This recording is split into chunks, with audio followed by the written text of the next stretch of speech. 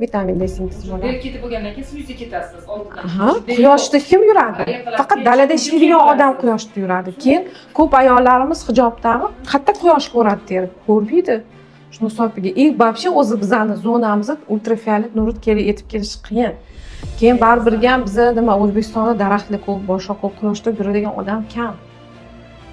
O'shaning uchun bizda ko'pda vitamin D defitsiti bor. Faqat norma chiqishi mumkin, постоянно ichib yuradigan odamda. Bu D vitamin defitsiti to'g'ridan to'g'ri chochga ta'sir qiladi.